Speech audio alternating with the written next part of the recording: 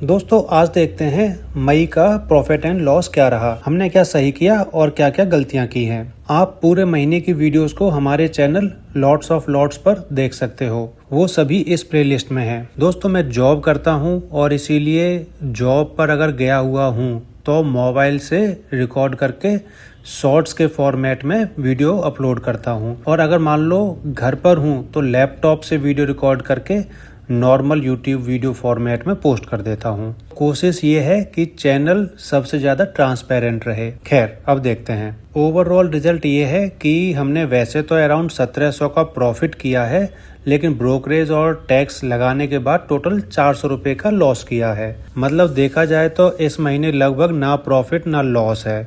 दोस्तों जैसा कि आप जानते हो कि हमारा रूल था कि अगर महीना प्रॉफिटेबल रहेगा तो हम लॉट साइज बढ़ाएंगे। पिछले महीने हमने प्रॉफिट किया था और इसीलिए 2 लॉट से ट्रेड करना स्टार्ट किया था, लेकिन स्टार्ट के 2-3 दिन लगातार लॉस होने की वजह से कैपिटल कम हो गया और हमको फिर से 1 लॉट पर आना पड़ा। अब क्योंकि इस महीने हम कॉस्ट टू कॉस्ट हैं तो इसलिए जून में 2 लॉट से ही ट्रेडिंग स्टार्ट करेंगे और होपफुली इस बार वापस 1 लॉट पर नहीं आना पड़ेगा। अब देखते हैं गलतियां।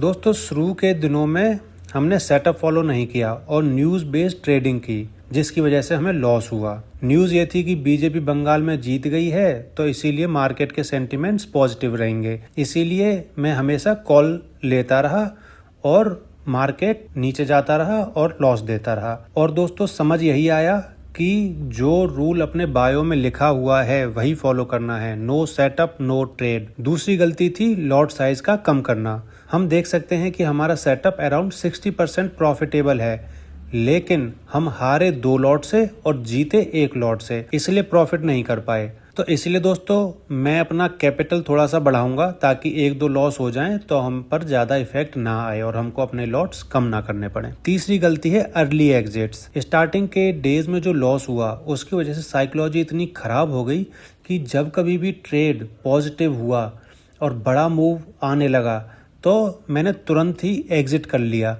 और अपने प्रॉफिट को बुक कर लिया ताकि जो लॉस हुआ है वो रिकवर हो जाए।